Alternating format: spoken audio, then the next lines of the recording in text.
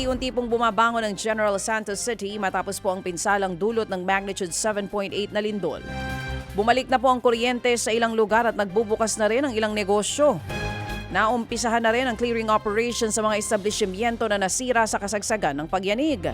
Sa pinakahuling datos ng Gensan City RRMO, nasa 13 ang nasawi.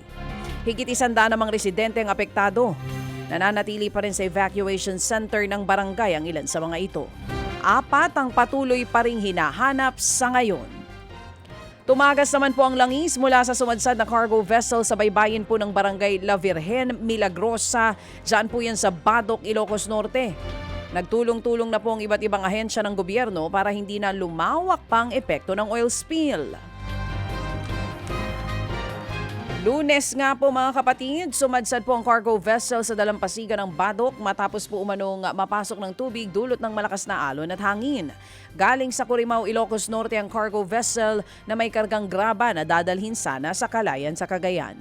Ligtas naman na ang sitwasyon ng 15 tripulanting sakay nito.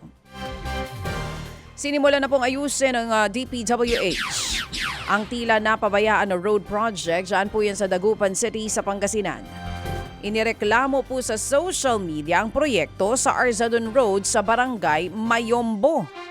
Sa mga post online, makikita na naiipon po ang tubig sa gitna ng hindi pa natatapos na kalsada. Sa update naman po ng DPWH, sinimula na nga po ang konstruksyon ng nakabinbing proyekto. Makikita po na tinabunan at sinementohan na ang kalsada. Ipinag-utos daw yan ni Secretary Vince Dizon.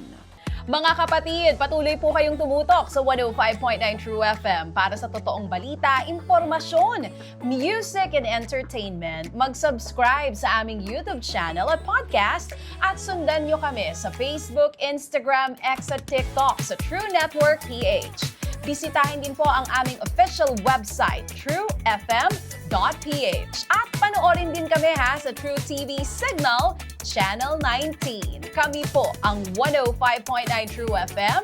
Laging true sa'yo, kapatid.